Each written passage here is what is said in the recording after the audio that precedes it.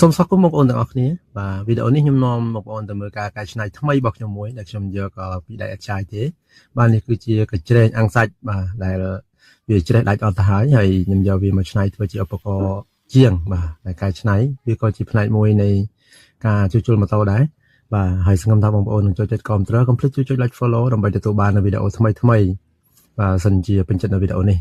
ហើយវីដេអូរបស់ខ្ញុំគឺជាការកែច្នៃនៅឧបករណ៍សម្រាប់ខ្ទាស់បាទនៅ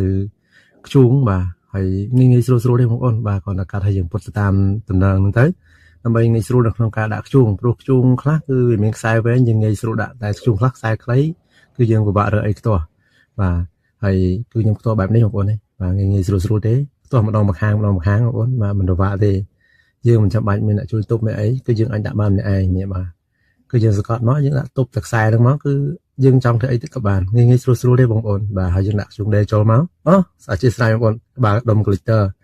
បាទដុំដេហ្នឹងចូលមកបាទហើយយើងដកចេញវិញមកហើយយើងមើលខ្សែមើលអីត្រឹមត្រូវហើយយើងដាក់ចូលវិញបាទដាក់ទៅតាមកណ្ដុះអានេះគឺដុំដេថ្មីគឺវាមិនមានកលៈអីត្រឹមត្រូវទេបងប្អូនបើយើងដាក់ខុសបច្ចេះអីហ្នឹងគឺវាវិលបច្ចេះណាបងប្អូនបាទបើសិនជាយើងដាក់ត្រូវបានវាវិលទាញហើយមិនដូចដុំដេស៊ីនទេវាមានកលៈជ្រុងជ័រអញ្ចឹងដើម្បីឲ្យយើងចំណាំបើនេះអត់មានទេបងប្អូនបាទគឺយើងដាក់ទៅ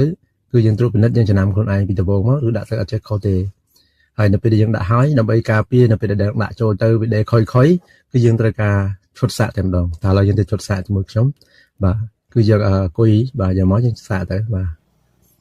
ប៉ុណ្ណឹងគឺអែមស្នេហ៍សង្ឃឹមថាបងប្អូននឹងចូលចិត្តវីដេអូនេះចុច like follow